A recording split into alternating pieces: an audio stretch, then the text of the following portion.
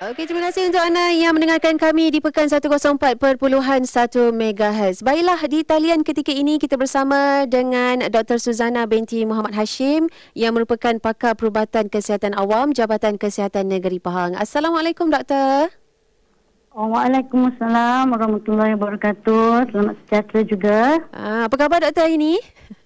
Alhamdulillah. Alhamdulillah. Jadi, Dr. Suzana, untuk soalan yang pertama lah saya nak ajukan kepada Doktor. Bagaimana ya perkembangan terkini COVID-19 ini terutamanya di negeri Pahang ini? Silakan, Doktor.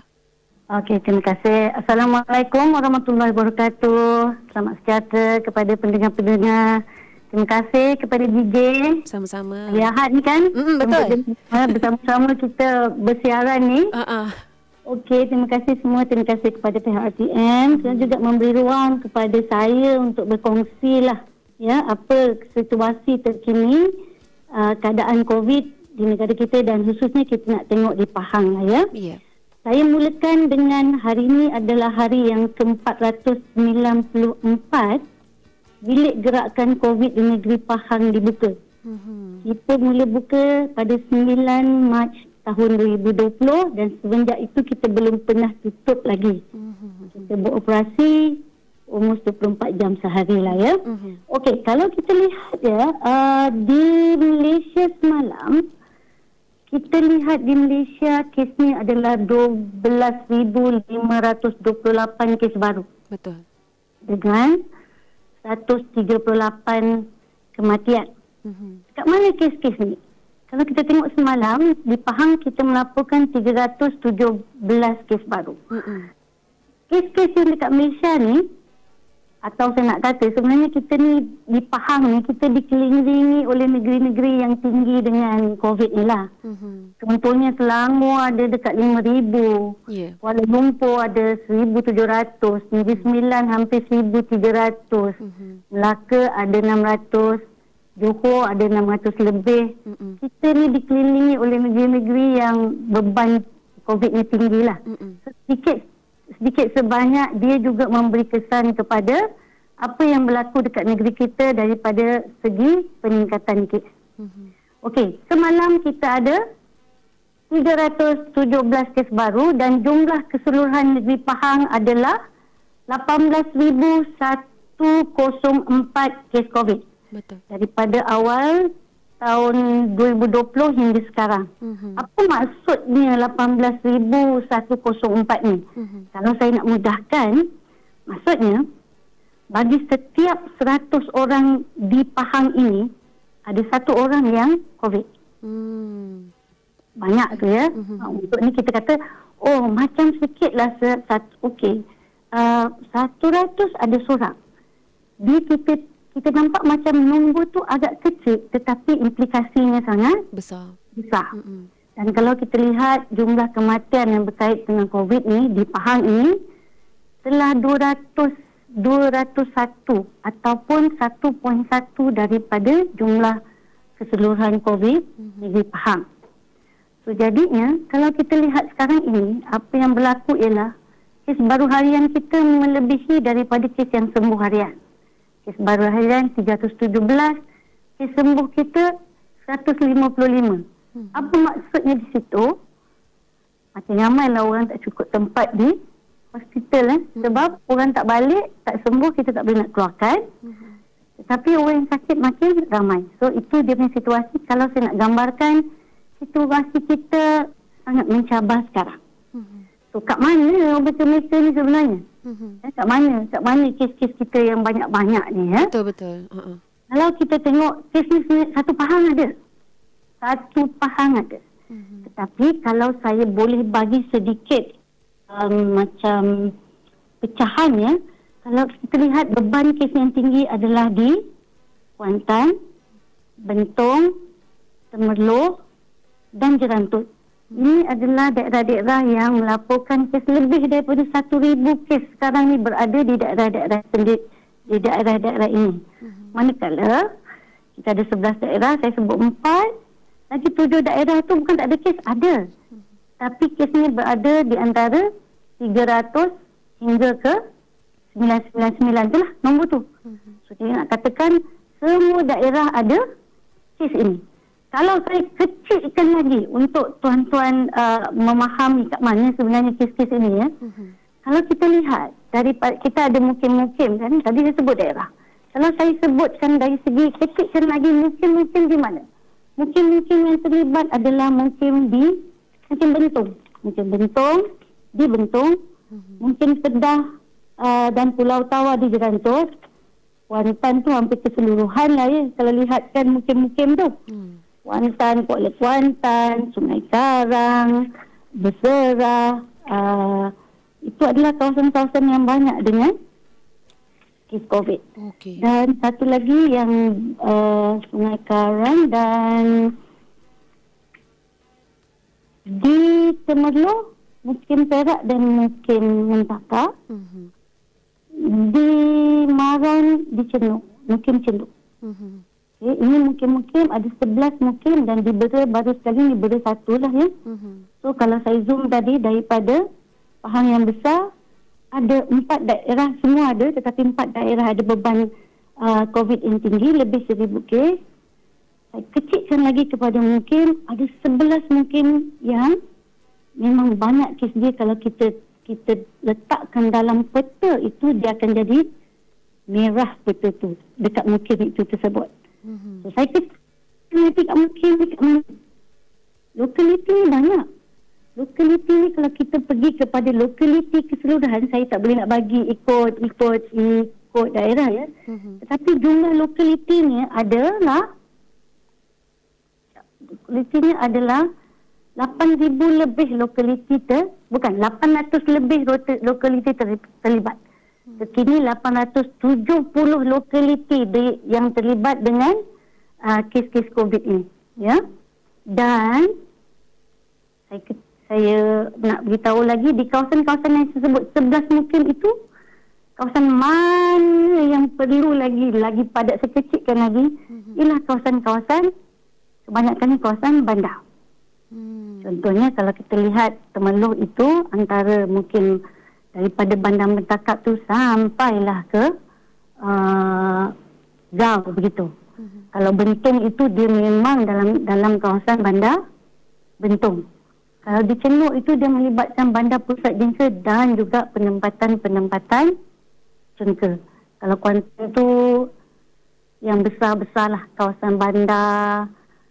Dari mana nak sebut dari Gebeng tu sampailah ke Sambang tu dah melibatkan Indrama Kota, itu kawasan-kawasan yang padat. So jadi itulah situasinya keadaan di negeri Pahang. So kes kita memang banyak dan oleh kerana walaupun saya sebut tadi dia 1 dalam 100 ya, nampak macam kecil. Betul. Sifat COVID ini dia merebak melalui titisan menghampiri kepada melalui udara. Antara titisan dan udara. Maksudnya dia berada di udara. Jadi oleh kerana kita ni, saya suka tekankan, kita ni berkongsi udara.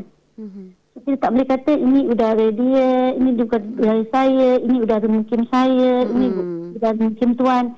Jadi satu itu, kalau dia berjangkit, dia boleh berjangkit kepada 5 ke 10 orang. Itu dia bahaya dia. Maksudnya kalau kita ada 1 dalam 100, kalau kita tidak buat apa-apa, kita biarkan. Kita akan tunggu lagi 10 orang ke 15 orang dapatlah macam tu. Jadi itulah, walaupun di 1 dalam 100, kita terpaksa mengkalikannya kepada 10 kalau kita tidak buat apa-apalah. Jadi akan banyaklah. Dan lebih ya. Jadi apa yang kita telah buat sekarang di negeri Pahang, kita telah membuat kawalan, kita telah membuat tindakan yang bersepadu, yang melibatkan semua agensi di negeri Pahang, dan kita dapatlah kawal kes-kes kita sebegini. Kalau kita tidak membuat apa-apa kawalan, kes kita akan terlalu banyak sangat. Ya? Ini dalam kita buat kawalan yang ketat, bersepadu agensi, kes begini kalau kita tak buat, kes kita akan jadi sangat banyak dan lebih ramai lagi orang akan berada dalam kesengsaraan ataupun sakit yang teruk dan juga kematian mungkin akan meningkat. itulah situasinya di negeri Pahang. Kita belum selamat, kita belum menang, dan kita masih perlu bersama-sama untuk memastikan jangkitan ini dapat kita kurangkan, dan seterusnya insya-Allah kalau boleh kita berhentikanlah jangkitan ini ya. Kalau tengok saya sebut tadi 494 hari tu lama ya puan, lama sangat kita dah dalam COVID ni. Itulah saya nak beri penerangan sedikit, dan saya telah sebutkan tempat-tempat di mana yang kita ada kes-kes tersebut lah. Itu buat sementara situasi kita di negeri Pahang ini. Dan juga saya pasti di antara pendengar-pendengar kita pun dah pun melakukan seperti mana yang doktor katakan tadilah, self quarantine di rumah masing-masing. Dan juga mungkin kita nak minta pandangan daripada Dr. Suzana lah, sedikit perkongsian berkenaan dengan program vaksinasi di Pahang ini. Bagaimana tu Dr. Suzana? Okey. Dalam kawalan dan pencegahan penyakit COVID ini, vaksin adalah salah satu cabang kawalan dan tindakan. Ya, itu adalah memang untuk penyakit-penyakit yang virus ini, akhirnya oleh kerana virus ni kita selalunya tiada kita ada, kalau untuk vaksin kita ada antibiotik. Tapi virus ni kita jarang ada ubat-ubat untuk membunuh virus itu secara ubat. Terus kaedahnya pencegahannya adalah vaksin. Vaksin sangat penting dalam pengawalan COVID, selain daripada tindakan yang kita buat tadi. Kita kesan orang, kita tahu, kita kesan siapa yang sakit dan kita asingkan orang yang sakit. Siapa yang kita fikir akan yang terdedah dan kita letak di rumah, itu pun satu lagi tindakan yang penting. So dalam vaksin ini kita telah bermula vaksin ni pada bulan Februari, hujung Februari Mac. So sehingga kini liputan vaksin kita telah, saya bagi liputan vaksin lah ya. Liputan vaksin kita adalah untuk yang telah terima dos 1 adalah 18.2%. Sebut orangnya adalah 306,344 orang telah pun dapat satu dos. Kalau masyarakat Pahang itu dan 1.7 juta itu 18.2% telah pun ada ataupun menerima suntikan vaksin ini. Apa-apa nama pun vaksin lah. Bagi mereka yang telah lengkap 2 dos adalah 90,853 atau 11.4% daripada jumlah penduduk negeri Pahang. So liputan ini masih lagi jauh daripada sasaran yang kita nak capai lah. Kita nak capai sekurang-kurangnya the best is 80% penduduk kita telah dapat vaksin. Cuma di masa ini, program ini masih lagi berjalan. Kita terpaksa buat penyusunan semula, semakkan semula berdasarkan situasi semasa lah. Kes kita di mana, siapa yang perlu kita bagi. Jadi dia agak perlahan sedikit pada awalnya. Dan pada selepas ini bulan Julai kita akan boleh laju sedikit apabila kita ada bekalan vaksin yang cukup lah. Ya. Tapi buat masa ini vaksin kita sedang berjalan, cuma liputan itu tidak mencukupi.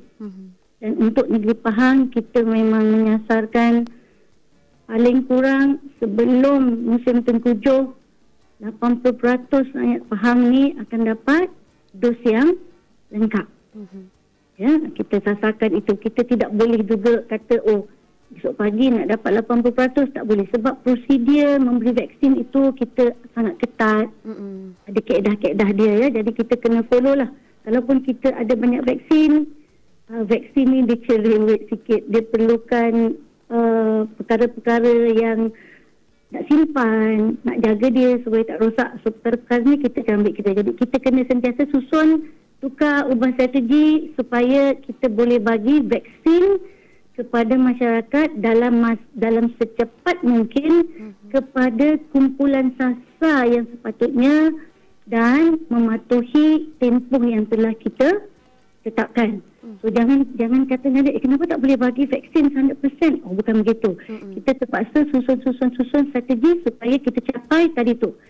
Cepat, tepat dan dalam masa yang kita tetapkan supaya masyarakat faham ni ada imuniti kelompok. So sangat penting vaksin dalam pencegahan COVID ini. So okey. Kenapa vaksin kita perlukan ada perkataan imuniti kelompok. Imuniti kelompok itu maksudnya kita kalau boleh nak capai semua orang ada imuniti tu, ada perlindungan kepada virus tersebut.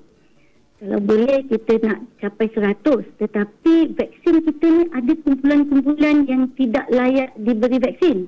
Kenapa tak layak?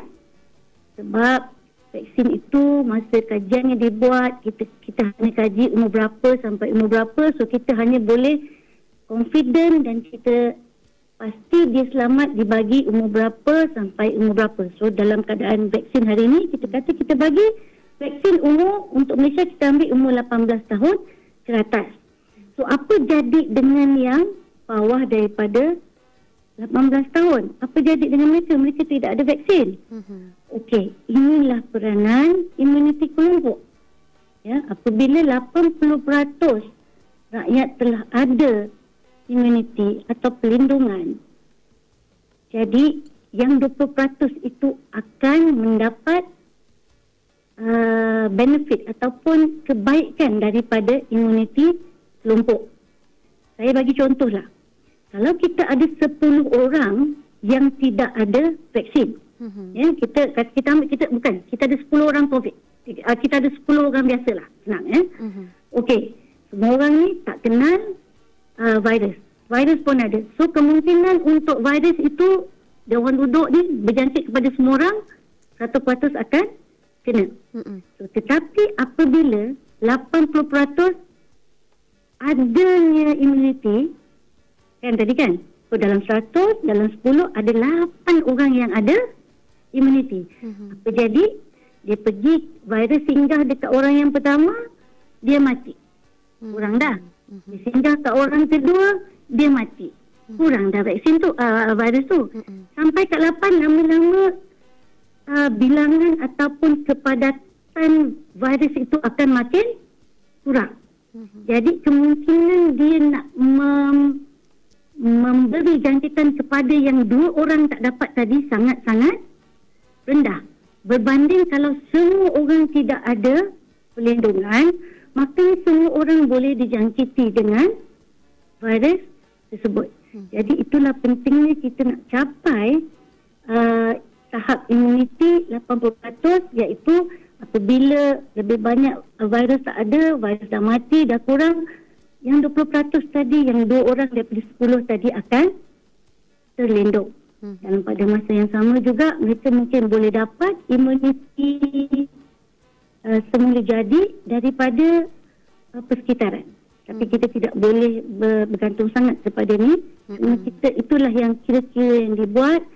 Kalau dalam 10 orang, 8 orang dapat, yang 2 orang yang tadi akan insya-Allah terlindung daripada jangkitan tersebut. Jadi kita memang kena capailah 80% itu yang kita dah kira-kira di Pahang ini ada 1.17 juta orang yang perlu kita bagi vaksin.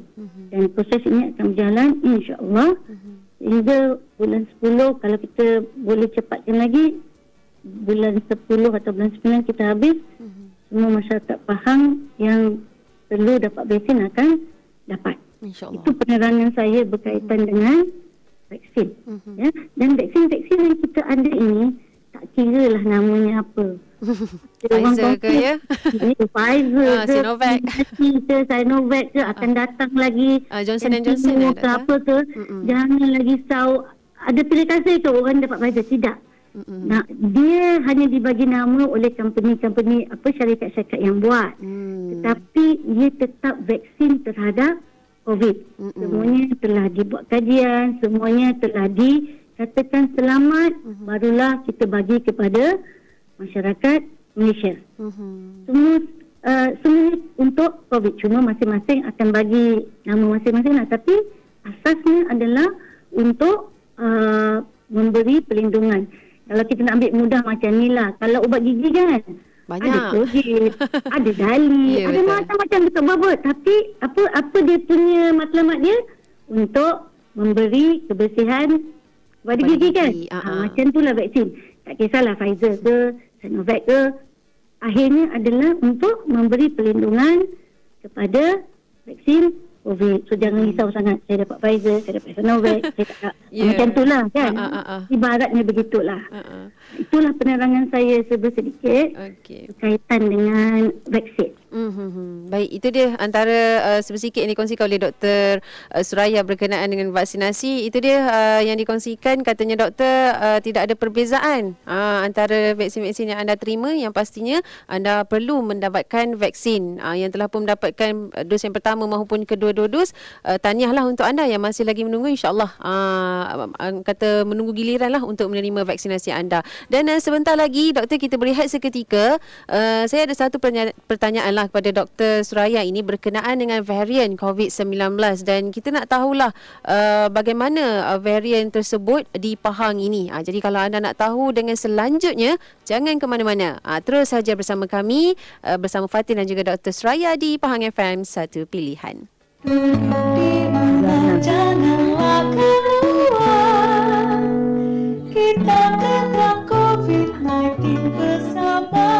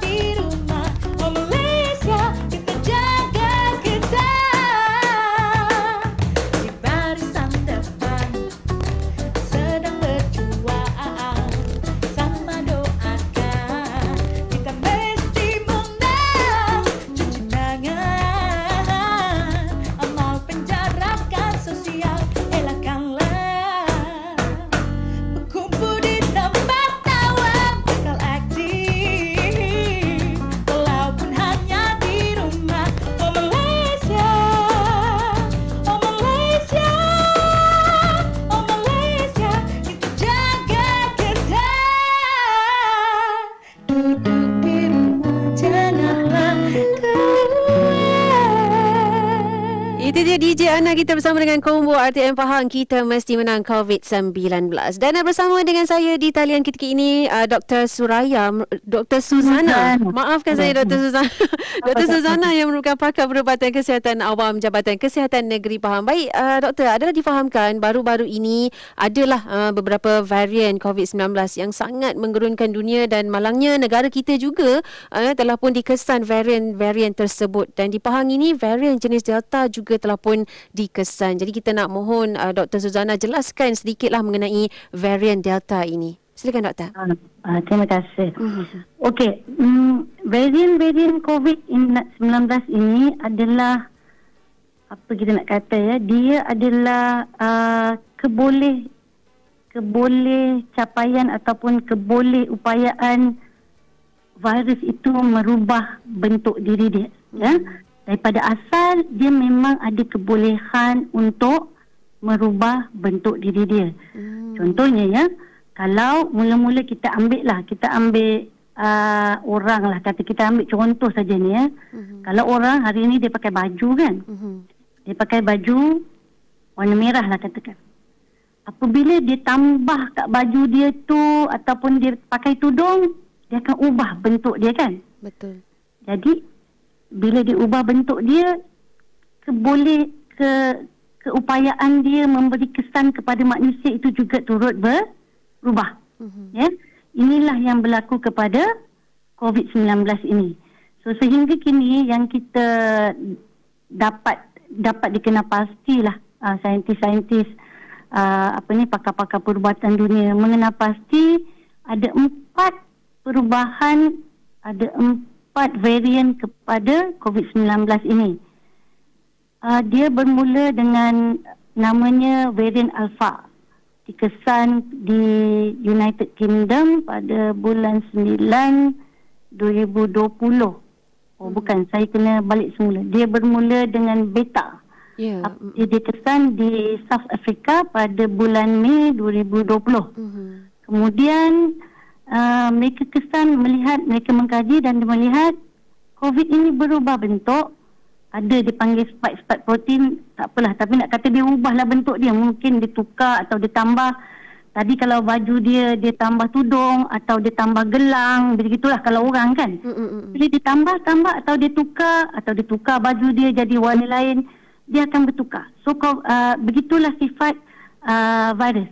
Dan virus ini kalau dia bertukar saja, biasanya dia akan memberi kesan yang lebih teruk kepada manusia. So saya ulang balik tadi yang kita kenal, kita ada Beta.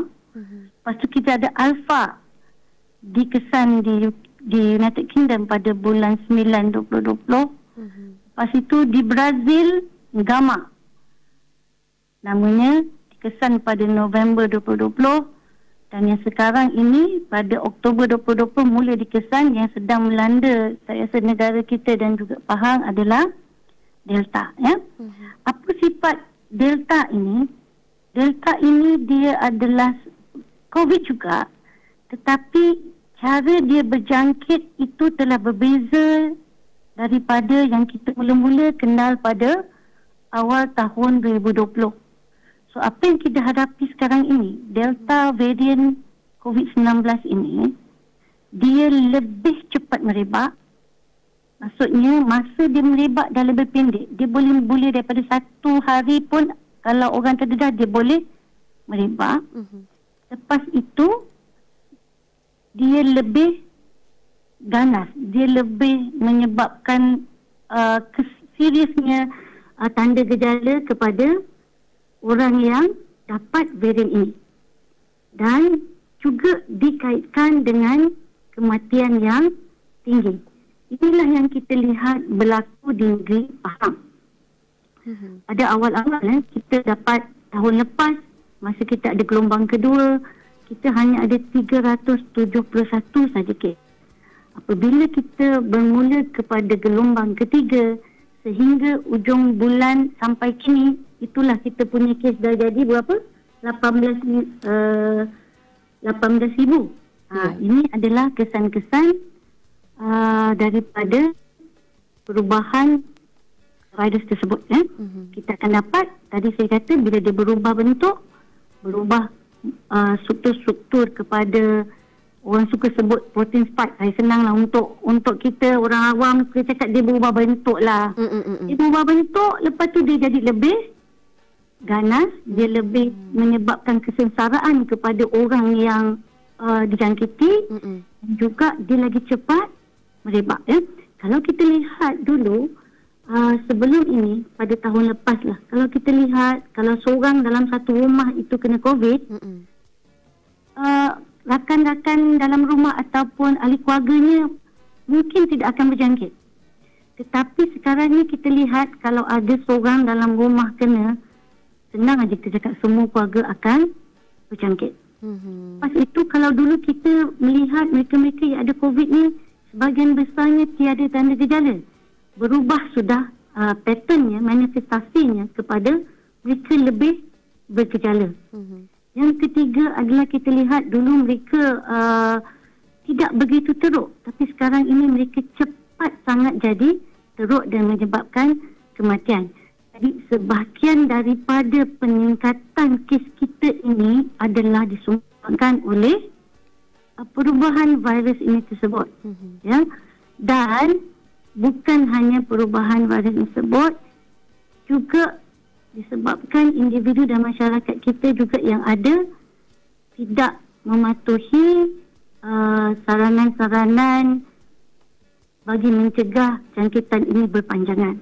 So apabila kita diberi begini, apa yang kita nak buat sekarang ni? Presiden, kita kena perlu lebih lagi ketat mengamalkan saranan-saranan yang telah dicadangkan. Contohnya kita kata Kementerian Kesihatan menyarankan 3W, pakai mask. Pakailah mask sekarang.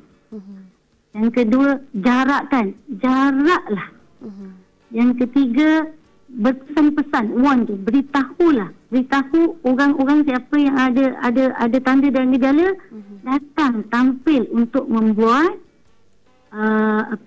ujian selain daripada menjarakkan diri sendiri. Janganlah kalau dah ada 3W itu masih terpakai. Dan mengelakkan daripada tempat sesak. Perlu lagi lebih. Kalau dulu kita kata kita elakkan tempat sesak, sekarang ni kena 2-3 kali kita jauh-jauh jarakkan diri kita dari tempat sesak.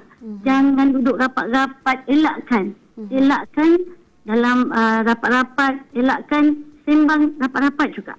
Jadi bukannya saya agak risau apabila mungkin orang dah lama sangat dengan COVID, mereka melihat COVID begitu dia kata COVID. Tapi sebenarnya apabila kita berhadapan dengan Delta variant ini, kita kena lebih lagi memastikan kita mengamalkan langkah-langkah yang untuk mengelakkan berjangkit.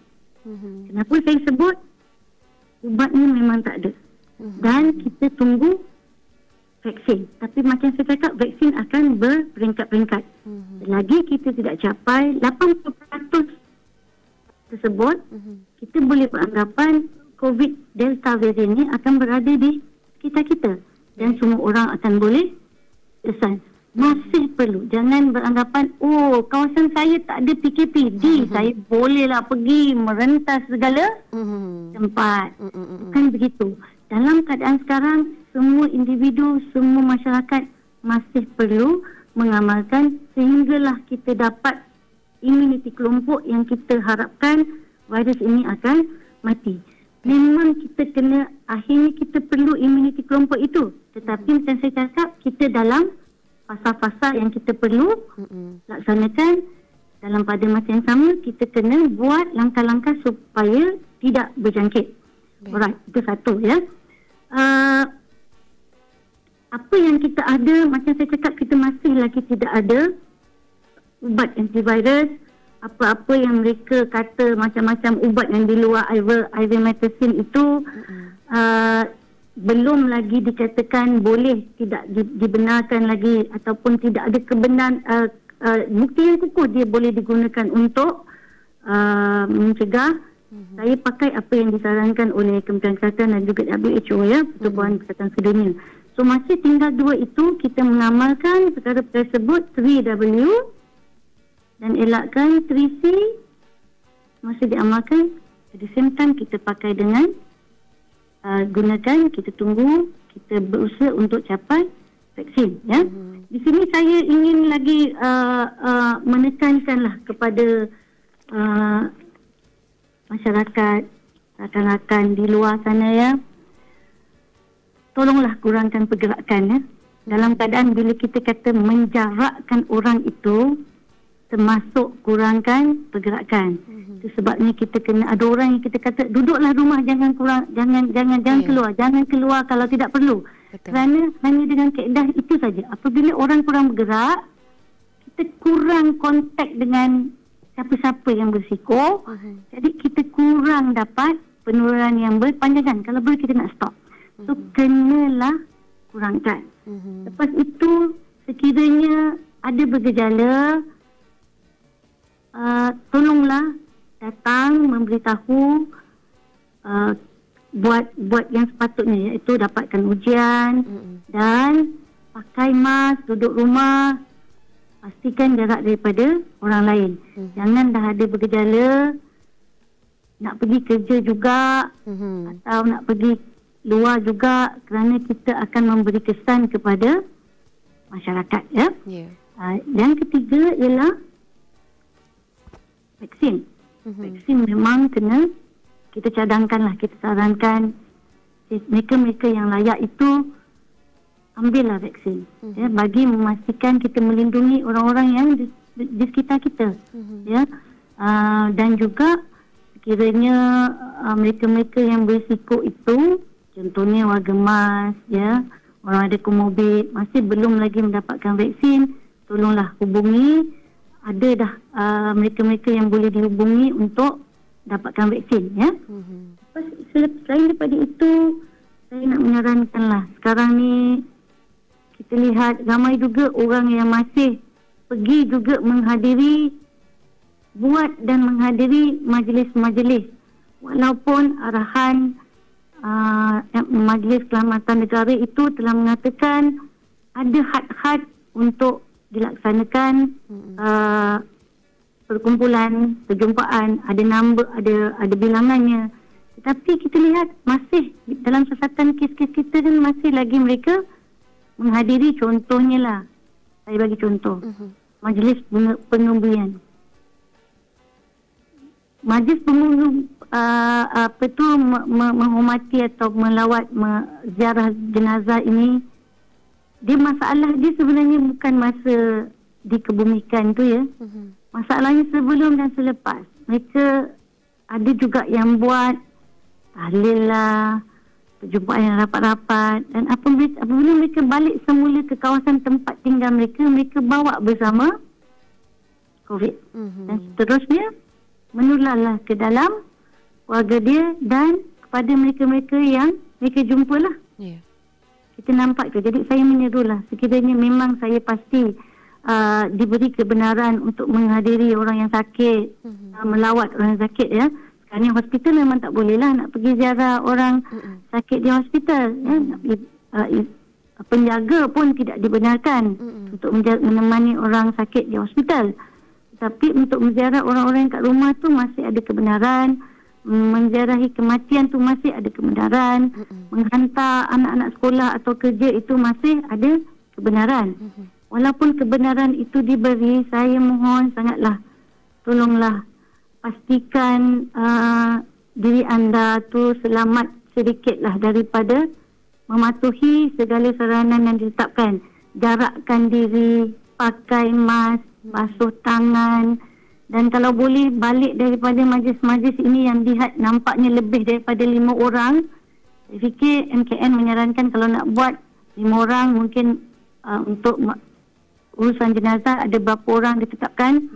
Kalau nampak lebih ataupun rasa-rasa macam tak berjarak ni, balik kuarantin sendiri dulu lah. Duduk rumah, jangan keluar dulu, duduk rumah. Tengok macam mana keadaan kita. Kalau perlu nanti maklumkan anggota kesihatan, pergi ke klinik kesihatan, maklumkan saya ni ada balik, mungkin apakah risiko saya. Yang ini saya mohonlah, sebab agak suka kalau kita nak memastikan kemudian kesihatan ke buat perkara-perkara begini, sebab ramai ni 1.2 juta. Kami ni ada berapa kerat aja. Lah, kami ada berapa 16 ribu aja orang petugas. Bukan semua petugas yang boleh membuat penilaian, dan mungkin dalam 10 ribu saja yang boleh buat penilaian. Yang ada teknikal kan untuk melihat sakit ke tak sakit, COVID ke tak COVID. Betul. Jadi saya mohon individu semua, masyarakat bekerjasamalah demi kepentingan kita bersama. Kalau kita bersama-sama kan, kita insya-Allah lah kita boleh pendekkan kita punya fasa-fasa COVID yang mencabar ini. Tapi saya berharap tidak lebih daripada hujung tahun inilah. InsyaAllah. Tapi semua orang kena bersatu hati melaksanakan perkara yang sama. Kita tidak boleh berharap orang lain buat dan kita akan selamat, ataupun kita tak buat, tak kisahlah orang lain. Kerana kita saling memerlukan antara satu sama lain. Jadi saya bagi contoh lah, bukan nak membebel, tapi saya bagi contoh. Sangat penting, ya. Kalau ada satu tempat, contohnya kedai, ditutup, kita dah tak boleh nak beli dah makanan. Kalau ada orang yang ambil sampah, tak boleh nak ambil sampah sebab sakit, sampah kita tak terurus. Nanti datang lalat, datang macam-macam. Akan ada isu-isu kesihatan yang berikutan daripada itu. Jadi dalam tempoh, kalau boleh kita bersama-sama sebelum vaksin kita cukup ini, kita bersama-sama dapatkan vaksin, kita dapatkan imuniti kelompok itu. Sementara itu kita amalkan perkara-perkara yang boleh melindungi kita daripada, melindungi kita, diri kita, keluarga kita, masyarakat daripada jangkitan COVID. So, kita berharap mudah-mudahan COVID ni, virus mati, dia tak sempat berubah bentuk kepada yang lain. Kalau dia berubah, sekarang ni ada alpha, beta, gamma, delta. Kalau dia ubah lagi kepada yang lain, saya khawatir kita akan balik kepada asal. Kita akan dapat peningkatan kes yang banyak. Itulah saya mohonlah sangat-sangat semua masyarakat di luar itu bersama-sama lah ya. Bersama-sama kita mengamalkan perkara-perkara yang saya telah Kementerian Kesihatan telah sarankan, iaitu masih lagi pakai mask, duduklah di rumah kalau tidak ada keperluan. Kalau perlu keluar, pastikan jarak diri, pakai mask. Pastikan kalau ada gejala atau menghadiri tempat-tempat yang sesak, yang ada seperti saya sebut, contohnya majlis, hadir majlis ziarah jenazah, walaupun kita sekat tapi ada keperluan, tolonglah menjaga diri sendiri. Baik, Doktor. Dan keluarga, tolong amalkan kuarantin maklum, dan sekiranya dikenakan HSO itu patuhlah, bukan lama sangat. So memanglah susah katanya. Tetapi 14 hari. Tapi kalau kita gagal buat yang itu, ini yang berlaku. Kami dah 490 berapa hari dekat 500. Baik, Dr. Suzana. Kan? Baik, Doktor. Kita dah nak ke berita. Baik. Jadi Terima kasih. Okey, jadi terima kasih. Sebenarnya banyak lagi perkongsian sebenarnya bersama dengan Dr. Suzana pada hari ini yang merupakan pakar perubatan kesihatan awam Jabatan Kesihatan Negeri Pahang. Dan insyaAllah Doktor, kalau ada rezeki bersama dengan Doktor nanti, kita akan bersua kembalilah berkenaan dengan topik yang kita bincangkan pada hari ini bersama dengan Doktor, perkembangan status COVID-19 di Negeri Pahang. Terima kasih banyak-banyak untuk Dr. Suzana. Terima kasih. Assalamualaikum warahmatullahi wabarakatuh.